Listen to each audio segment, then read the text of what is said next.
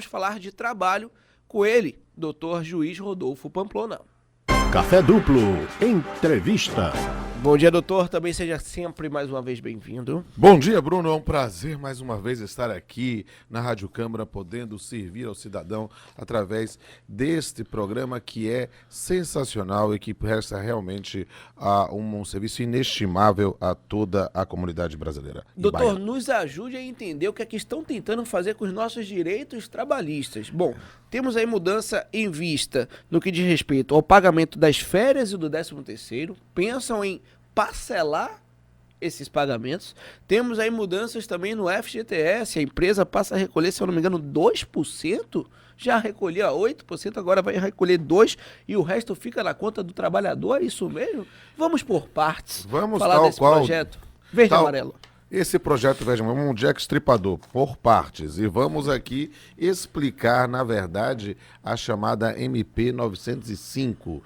A medida provisória 905 faz uma nova reforma trabalhista, né? Nós estamos aí por uma reforma trabalhista em doses homeopáticas, mas, na verdade, extremamente complexa. Por quê? Porque, de fato, nós vivemos há algum tempo a Lei 13.467, que foi a reforma ampla, mudando o perfil de aspectos do direito material e processual. Tivemos, após isso, a medida provisória 808, que não vingou, uma situação assim rara no país, em que tivemos aí essa situação peculiar de uma medida provisória caducar, trazendo um limbo aí de aplicação de direitos trabalhistas. Recentemente, a medida provisória que foi convertida em lei, né, da liberdade econômica, que afetou as pessoas trabalhistas, e agora mais uma medida, né, sem, nesse ponto, uma discussão aprofundada no Congresso Nacional, né, a medida provisória 905, trazendo várias modificações. E aqui é importante mencionar que o contrato verde e amarelo é apenas mais uma das medidas que estão sendo tomadas dentro dessa medida provisória, né? Lá nós temos modificações da jornada de trabalho dos bancários, nós temos discussões sobre repouso semanal remunerado e, na verdade, o contrato verde e amarelo é a mais visível das mudanças, mas, sem sombra de dúvida, não talvez a mais dramática. O que é esse contrato verde e amarelo? Supostamente com alguma coisa de muito boa intenção, e toda boa intenção se aplaude, embora às vezes com boas intenções se pavimenta a estrada para o inferno, é preciso ter cuidado, né, porque essa medida provisória, ela trouxe uma nova modalidade de contratação. Supostamente, e isso é previsão expressa nesse sentido, para trabalhadores de 18 a 29 anos que recebam até um salário mínimo e meio. Para esse tipo de trabalhador, poderá ser feito um contrato de trabalho diferenciado, o chamado contrato verde e amarelo, em que há um menor custo da mão de obra. Mas não é custo da mão de obra, é menos direitos mesmo. Ou seja, a ideia de que o FGTS, em vez de ser depositado 8% todo mês da remuneração, vai ser de 2% e que eventualmente pode ser acertado, em vez de ser depositado, ser pago diretamente ao trabalhador, mês a mês ou em fração inferior, né? Nessa circunstância, se o indivíduo, na sua extinção, né, do contrato, e é independente da modalidade extintiva, ele for despedido de sua causa, ele recebe um acréscimo de 20% em vez dos 40% do FGTS da despesa sem justa causa. Receberá também em outras modalidades de extinção. E o que é estranho, esvaziando o sentido, notadamente das férias, pode-se estabelecer que o pagamento das férias vai ser pago mês a mês. Ou seja, não vai ter férias. Ou seja, o indivíduo vai só indenizar mês a mês as férias proporcionais com o terço e o 13º proporcional.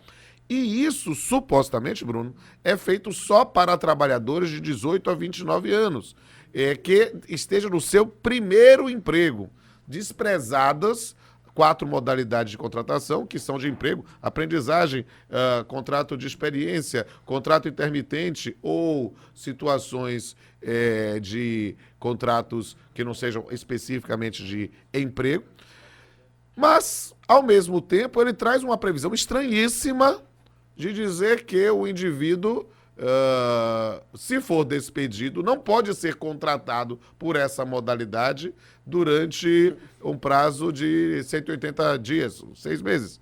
Mas estranho isso. Como é que alguém pode ser contratado de novo se é para primeiro emprego? Ou seja, é um texto que não é muito bem construído e dá aso a querer distorções. Qual é o grande complicador? E aí vamos falar com liberdade. Vocês sabem que a minha postura é uma postura independente. Sim. Eu não entro nesse discurso que é um discurso desagradável, de mortadelas ou coxinhas, ou sou a favor ou sou contra, necessariamente. E não por acaso o convidamos E sempre a para minha que- ideia é tentar analisar a questão.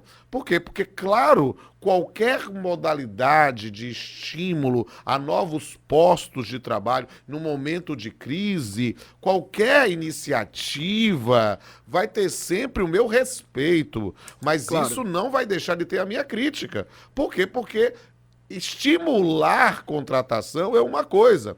Fazer estimular a contratação por ter menos direitos, isso, na verdade, é custas. construir trabalhador de segunda classe. E isso é complicado, até para os nossos resquícios históricos. E é interessantíssimo falar isso no Dia da Consciência Negra, por quê? Porque já pensou? A gente pode daqui a pouco, vai ter o contrato verde e amarelo para os jovens de 18 a 29. Daqui a pouco vai ter o contrato verde e amarelo para os negros. O contrato verde e amarelo para o LGBTQT+, vai ter para as mulheres. E aí a gente começa a pensar, a forma de contratar é diminuir o direito?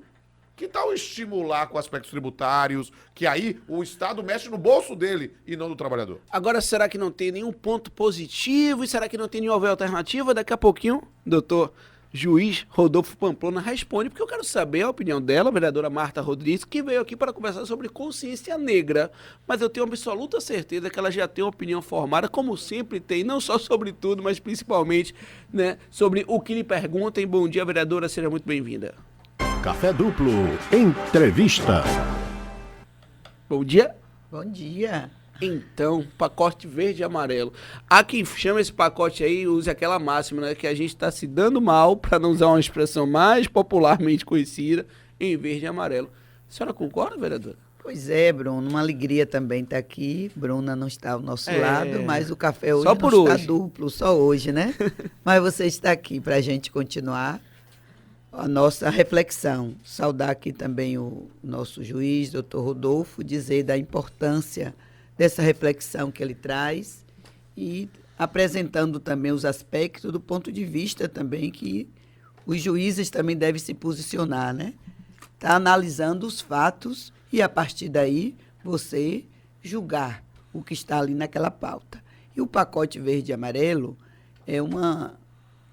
A gente tem buscado aí fazer esse debate, o pessoal do DIEESE também tem encontrado com a gente para estar sinalizando os riscos e como isso também pode, ainda mais, ao invés de trazer a classe trabalhadora para uma reflexão, para uma análise e para na busca também de postos de trabalho, trabalho decente, você acaba diminuindo isso aí, fragmentando, segmentando também, vai ter diversas segmentações e isso não contribui para o momento que nós estamos fazendo. O que o presidente devia trazer e apresentar era uma reforma tributária.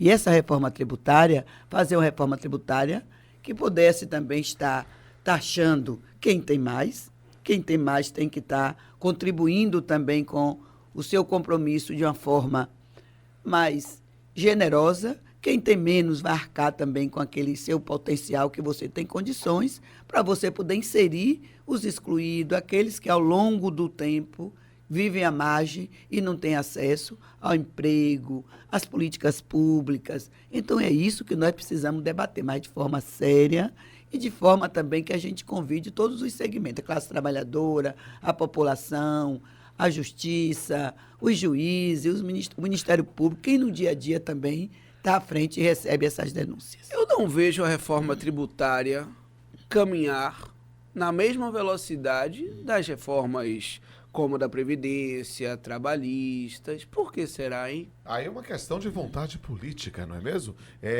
E às vezes é muito mais fácil meter a faca no trabalhador ou no aposentado ou no servidor público do que nas grandes empresas que estariam dadas, né? Há uma frase atribuída a Bismarck dizendo que se nós soubéssemos como são feitas as leis e as salsichas, nós nunca nos valíamos delas. E, na verdade, é uma construção complicada. Mas a verdade, e aí com a presença da vereadora aqui, a gente deve dizer o seguinte: o único direito verdadeiramente inalienável é o direito de ter esperança. Então a gente tem que continuar lutando, continuar conscientizando as pessoas sobre a importância disso. Eu concordo plenamente, integralmente com a vereadora, né? Nós temos que pensar em realmente iniciativas que incluam na sociedade os trabalhadores, as trabalhadoras, todas as comunidades, né, todos os excluídos, e pensando também, falando lá do contrato verde e amarelo, pensar em iniciativas que integrem os jovens aos novos empregos, algo do gênero. Mas parece-nos que como ponto positivo, uma iniciativa para pensar em novos postos. Então, isso é um ponto positivo. Como ponto negativo é que está atacando o problema errado. O problema não é os direitos trabalhistas em si, porque você faz cidadão de segunda classe e estimula contratações precárias. Não, a ideia é a carga tributária que há em folha. O Brasil é um dos poucos países em que a folha de pagamento é fato gerador. Ou seja, você paga empregados e, em função disso, tem que pagar imposto. Quando, na verdade, o sistema, e pensando numa proposta para o governo, pensando para o Poder Legislativo, é preciso imaginar que nós temos que desonerar a folha de pagamento.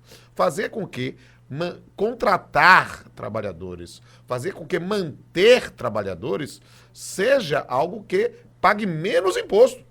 E que, na verdade, se é para onerar, onere na despedida. Onere naquilo que faz terminar o posto de trabalho. Ou seja, imaginar que nós devemos estimular contratações. Nós temos que estimular contratações, e essa é uma questão que é importante. Não é mexer nos direitos trabalhistas. A gente tem que mexer na economia. Fazer com que a economia cresça, estimule o empreendedorismo, estimule iniciativas desde a economia popular às grandes empresas, para que a gente possa ter novos postos de trabalho. E é uma das coisas que as pessoas às vezes não esquecem. O direito do trabalho só funciona no capitalismo.